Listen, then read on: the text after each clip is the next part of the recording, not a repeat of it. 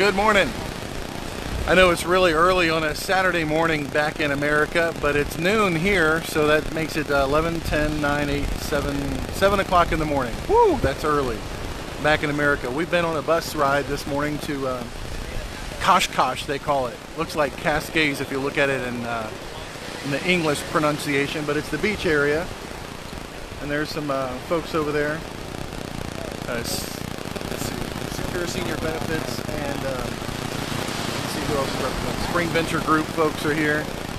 But I just want to share with you one thing that was kind of cool last night. See if I can get this camera back located here. So we're here in Portugal. We're kind of past the Manhattan Life trip because the people who are here on the regular Manhattan Life trip already left to go back home. We're a little bit late because we were in Canada last week with the Cigna trip. So the Manhattan Life folks were kind enough to kind of extend our trip so we would have the full 6-day experience like everybody else did that came here earlier. So now it's just a very small group of people, and so we took a bus ride down to the beach together today, and tonight we're going to go watch Portugal play in the World Cup down on the main square in Lisbon with thousands of other people. And they have this huge outdoor screen set up, and it's going to be a lot of fun to be out there with the locals, which I'm sure are going to be crazy because they are crazy about their football here in Europe, no doubt. But one thing that really hit me from yesterday, and all night I was thinking about it, it's in this smaller setting, you know, it's kind of like a small group within a bigger group, within the bigger group of the insurance community. Last night we had dinner with just the people who are left over from the Canadian trip, you know, just this small core group, about 5 agencies altogether. And it was just amazing to hear the personal stories of these call center owners, these agencies that are very, very successful. And it was really surprising to me the common thread that I heard in the personal stories of these agency owners. You know, my big question is, well, what has driven you to this point? And the answer is pretty much similar. It seems like everybody that had a massively successful agency up to this point has come from a personal tragedy of some kind. A personal tragedy where all the agency owners have pretty much compartmentalized where they came from, what had happened to them in their lives, what the massive setbacks were, family, personal, business, whatever, that got them here, and then turn that into the impetus for massive success. And I mean, the stories are, you know, in any other terms, horrific. You know, family relationships that have broken up, parents that died at a young age, and, you know, foster families and living with different relatives and moving 50 times before the age of 18, you know, that kind of thing. So, and then it all comes back to my own story, which is a real goofy, messed up one to begin with as a kid. And then I'm wondering, so what are the qualities of these massively successful, brilliant, genius, business-minded people that we're lucky enough to share some time with on these trips? And the common thread seems to be that they've had the worst adversity, started with nothing. Most of the people that are here they were brought up very poor or barely middle class in their own families, but the common thread that I keep hearing over and over again is they didn't want their children, they didn't want their families to grow up in the same surroundings that they did. And it's kind of neat. They wanted to be able to reach out beyond what they needed to consume for their own lives and be able to help other people. They called it different words, like, I want to be able to influence my community. I want to be able to bless my family. I want to be able to provide security for my kids. And it's all based on like a pendulum, you know, you swing one way and it was horrible. So they want to swing so far the other way and be so massively successful and work until 11 o'clock at night in their business with just their one desk lamp on when everybody else has shut the door and gone home for the night. And nobody that is just a regular, normal, paycheck getting person kind of sort of gets that you have such a burning desire, a passion to make it successful where everybody else said you can't, nobody in your family ever has, you've never seen it before, you've got to create it from scratch. And that's what I'm finding is the common thread from people that are here.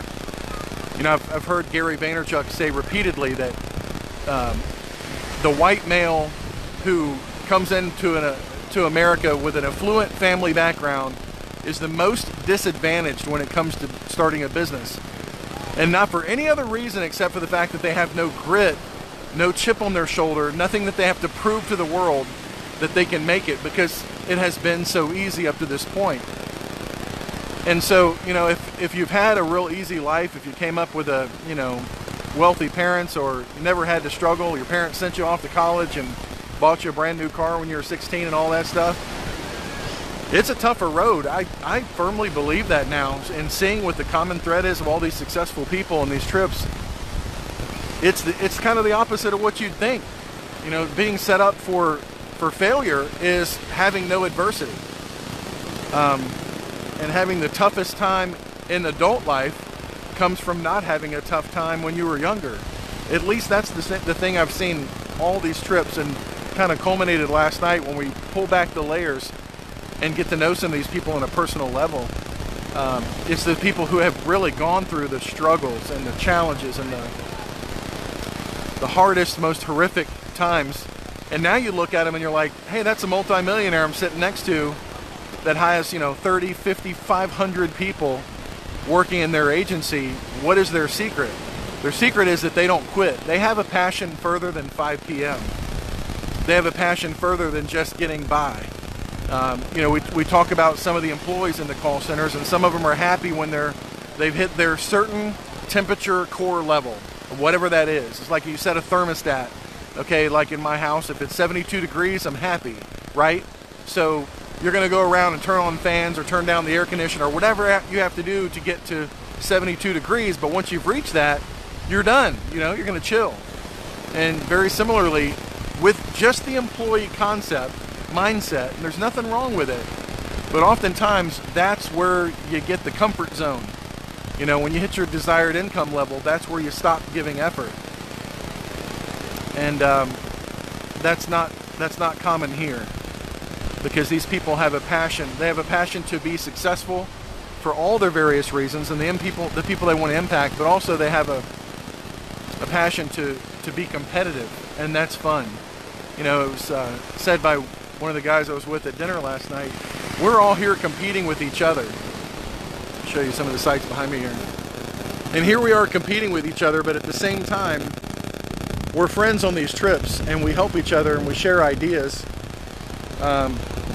We write back and forth emails, pick up the phone and call each other with ideas and things that we've discovered, because at the end of the day, it's a very, very, very big country out there. Millions and millions and millions of people need the services that we have to offer, so why not? A little friendly competition never hurt anybody, but when you can help each other as well, and they say a rising tide raises all ships. I mean, that guy right there in the blue hat, that's Taylor Martin.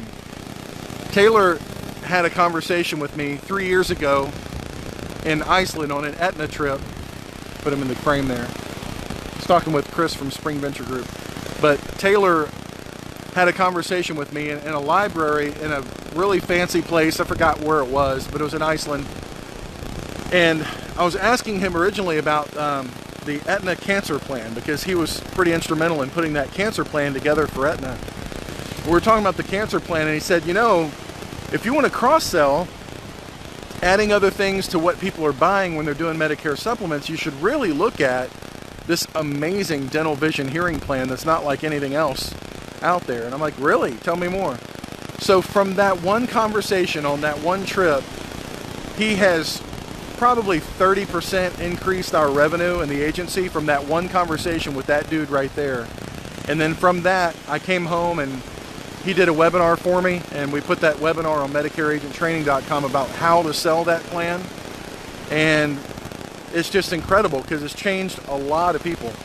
And you know, that one little thing, just a dental plan, which you wouldn't think is a big deal, right? But that can mean the world of difference when you're looking at the profitability of what it costs to get a client. Sometimes people are paying, you know, $20 a lead or $50 a lead or $60 a lead. And when you can make more than that back from selling a dental plan that they want anyway, especially if they're turning 65 or leaving an employer plan or whatever, or have never had the opportunity to be offered that plan, now you've made your money back from acquiring that client. Your cost per acquisition has gone down dramatically because you're already offering them something that they already want. But that conversation that turned our agency around, made massive profitability by adding one product line, came as a result of a conversation with Taylor in Iceland, of all places. And then he went on, I just found out last night, they went on this excursion while he was there, and he ate 3 buckets of crawfish. He's from Louisiana, so they know a little bit about crawfish, you know. And but anyway, that's awesome.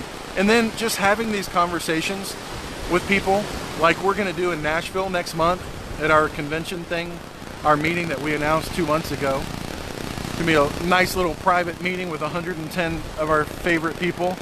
We need to do more of those because it's getting together in the community and sharing little tidbits that when you do it on video or you do it one-to-many, or even when I, was telling people at our Charleston event what's going on behind the scenes with carriers, sometimes you get in trouble by telling the truth and telling too much of what's going on, but that's what I'm known for, is telling too much. And that's why people are kind of hesitant to say anything at all, but you got to come on these trips. I mean, I really encourage you to pick one carrier, pick 2 carriers, whatever it is that you are passionate about, that they have a good story, they've got good reviews, they've got good rate increase history. Pick those carriers and go all out. And you can even find them. I've never done this, but I'm just saying, if you want to come on the trips, pick the carrier first and then find out where they're really strong in the country, where their rates are really, really competitive and you're going to do well with that carrier, and then go all in with that carrier if you want to, and experience one of these trips with Aetna, Mutual, Cigna, Manhattan Life. Bankers Fidelity's trip this year was awesome. I didn't go to that, it was in Rome. We went there last year. United American's trip is next week to, where is it? Toronto or some part of Canada. We're not going on that one either. But pick one of the companies and just go on their trip by doing their production. Each year the threshold gets a little bit higher in what they require for production. I think Aetna's is $1 million as an agency, but as a producer it's $225,000. Cigna's $2 million as an agency, but for an agent I think it's still $225,000. I have to double check on that. But really, if you go all in on 1 or 2 carriers, you should be able to do that. And of course that's all about lead flow, but that's getting into the weeds. We'll talk about that at another time. But I just want to encourage you, if you've had that's the whole point. If you missed the first part of this, go back and watch it. The key takeaway that I had from last night with this very, very small group of, 5 agencies, where we were both on last week's trip and then this week's trip back to back. The biggest takeaway is these people came from a challenging background, very challenging. Some would call it horrific in some cases. And they decided, not in spite of that, but because of that, because of their background, because of what they went through in their family, and because of what they experienced as a child, they're not going to do that again. They're not going to continue the legacy of what they went through. And they've turned it all around by a decision that they made. The thought that they made, making that decision, then translates into everything else that we do. And what I heard over and over again from these massive call centers that are here is, this business is stupid simple. It is. We do the same thing every day. We help people. We help them with the same products every day. Our pitch, our presentation is not unique. It's not different. It's not random for each unique case, so we have to build some complex formula to solve their problem. No, it's very, very simple, and it really is.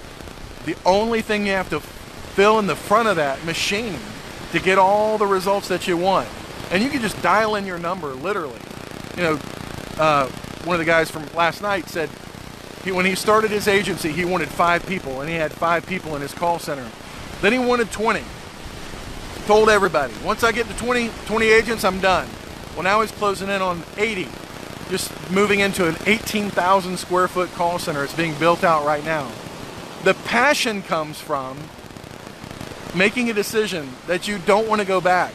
You found a simple formula that works repeatedly. It just works.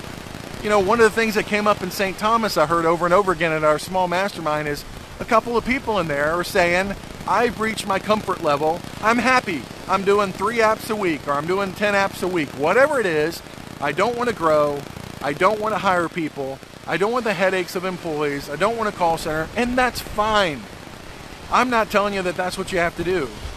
But for the small percentage of people who have gone through stuff in life, and you're looking for a way to turn it around where you can look back on something and say, man, look what I accomplished, and look at the number of people, our seniors, that we've been able to help, our employees that we've been able to change their lives and do fun stuff with and do activities and share life with.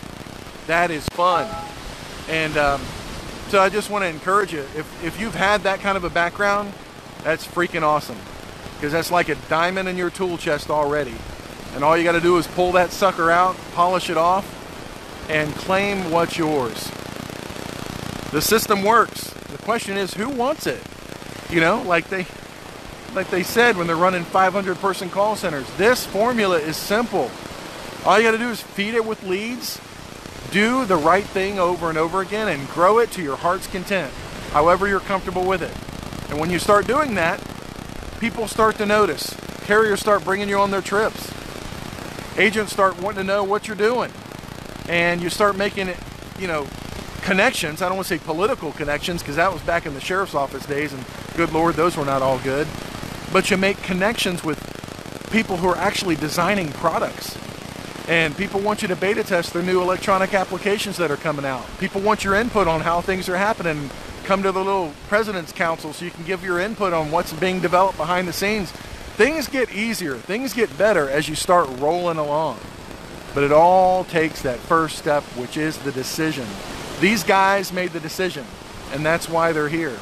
And I'm telling you, it is absolutely worth it to go through the hard times at first. This is the restaurant we're going to be eating at. The sun's coming out just a little bit. It's awesome. But all these guys that are here, these big call centers, they probably represent maybe 2,000 people, employees that were all here celebrating the team effort that everybody went through. But absolutely worth it. The struggle is real, because the struggle is in between your ears. Once you've made that decision and you implement a system and you turn on enough leads, enough people to talk to that you can help enough people, then everything falls into place.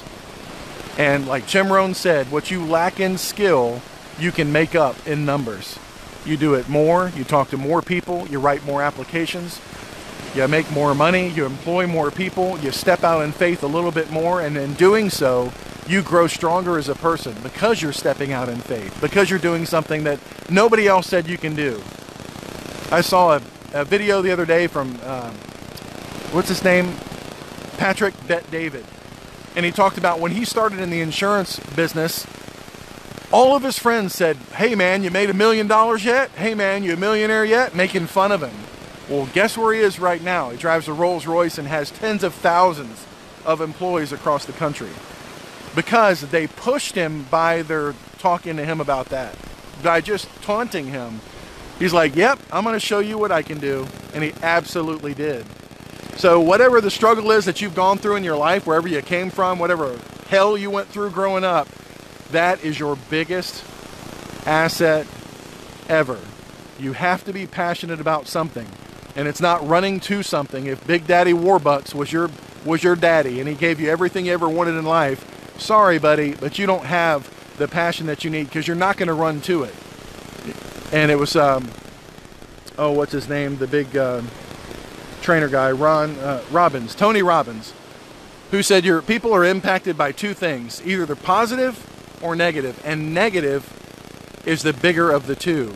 So if you had something negative and you want to turn it around, basically, you want to show everybody what you're made of. And how your past is not indicative of your future, but just the opposite. In spite of it, because of it, you have the passion to make everything happen in your life that you want. and impact the lives of everybody else that's decided to be mediocre, decided to let their thermostat shut off and stop what they're doing to grow. Maybe that's what you needed in the first place. Maybe you were just brought to this position in life at this time for this reason. And whether you do insurance or you do anything else, whatever you can become passionate about as your vehicle to change your life, I encourage you to step out in faith and do something about it. Because, you know, it's worth it. It really is. So from Lisbon, Portugal, or actually Cascais on the beach here, just wanted to say hello to you this really early Saturday morning. It is now, let's see, 12:15 in the afternoon here. I guess that's 7:15 back home. Y'all have a wonderful weekend. We'll be reaching out to you again real soon. Take care, y'all.